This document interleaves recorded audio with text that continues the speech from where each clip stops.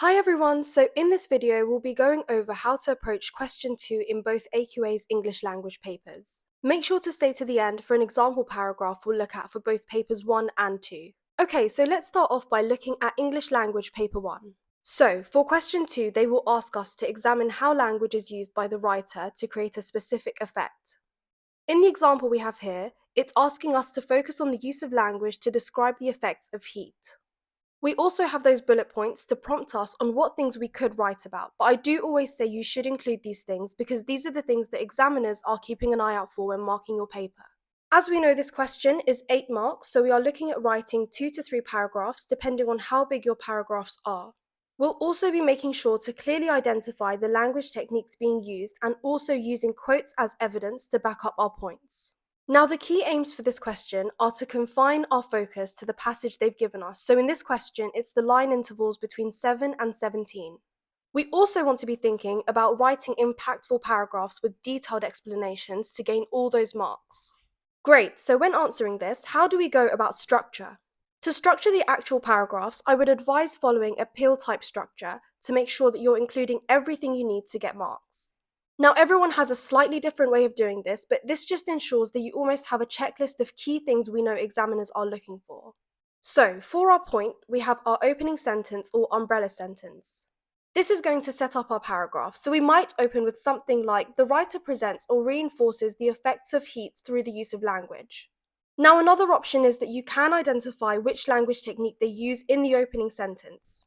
So instead of through the use of language, we can say through the use of personification, for example.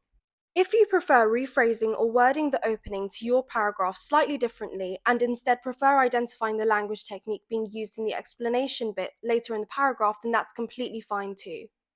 Okay, so next we have evidence. So this is just plugging in the quote that you'll be discussing the significance of in your explanation. This just needs to be a relevant quote, and if you are able to embed it into your sentence so it sounds more fluent and advanced, then you should definitely do that. Now onto the explanation, where we'll be gaining most of the marks for paper 1, question 2. This is where you want to thoroughly explain the significance of the quote, so where your analysis points come in. At this point, if you haven't already, you definitely want to be identifying the language technique and then explaining the effect of it. A key tip for the explanation, so that it comes across that you have really analysed the quote, is if you are able to pull out or zoom into a specific word or phrase. Because this is just how you can tell the examiner, yes, I have picked a relevant quote and I'm going to double down on my analysis. Another great thing to do after you've finished explaining is to discuss the writer's intention in using the technique and the impact it has on the reader. Examiners love when you include what it evokes in the reader, so definitely make sure you're including this. Okay, so after you've finished explaining, you want to link back to the question.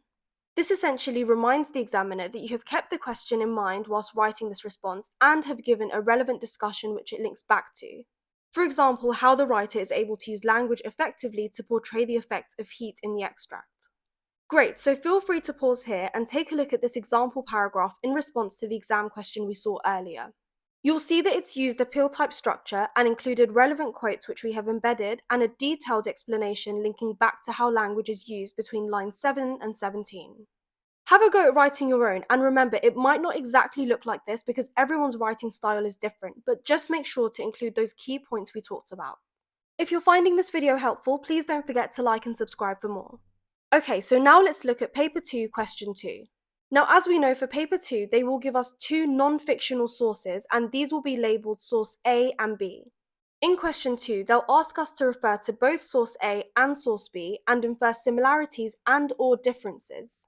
If you're using past papers from 2025 and before to revise, it will be a summary question, but they have changed the wording of this for people taking their exams in 2026 and onwards. For more information on what changes are being made by AQA, make sure to check out my video that goes over all the changes being made to questions in papers 1 and 2. I'll link this for you below. For the sake of this video, we'll be looking at the new version. So this question is a comparative question, and in this specific example, they are only asking us what we can infer about the differences between the trains in each source. So for this instance, we don't need to worry about discussing similarities because they've just asked us for a focus on differences. This means that we'll be looking for common themes in both texts and differences in the writer's ideas and portrayals of the train and the train journey. Another important thing to note down for this question is we don't need to worry about identifying any language or structural techniques specifically. but instead just the differences that the writers are describing and the effects they leave. Now, we also want to make sure that we are looking at and discussing each text equally. So making sure that we are not swaying to writing way more about source A instead of source B, for example. And if you are consistently comparing throughout your answer, then it can be easy to avoid this. Okay, so when we are looking at structuring our paragraph and what to include in our response, we can still use the appeal paragraph as our template. If you've skipped to question 2, it might be worth going back to paper 1, question 2 in this video where we go through this in detail. Also, again, this is an 8-mark question, so we are expected to write 2 to 3 paragraphs depending on your paragraph size. It's generally great to approach question 2 by identifying 2 or 3 similarities or differences in themes or the way the writers present something in the text, trains for example. Then you can begin writing by doing one theme or similarity or difference per paragraph. This will then allow you to clearly lay out all your points, and it makes it easier for the examiner to follow all your points through to the end so you don't miss out any marks for lack of coherency. Okay, so let's take a look at the example paragraph together. So we can see that it follows appeal structure using relevant evidence and quotes which are embedded. Embedding quotes, like I said earlier, is just a great way of using evidence from the text and still making sure that your paragraphs sound advanced. Also, the paragraph clearly identifies the difference and then goes on to thoroughly explain its effect, which makes for a clear and effective comparative paragraph. This also uses comparative language, so for example, in contrast.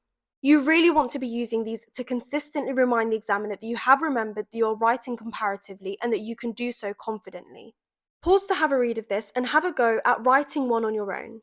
If this video was helpful, please don't forget to like and subscribe for more. Also, let me know in the comments if you go about question 2 slightly differently and what you find works well for you. Thanks so much for watching, and I'll see you in my next video.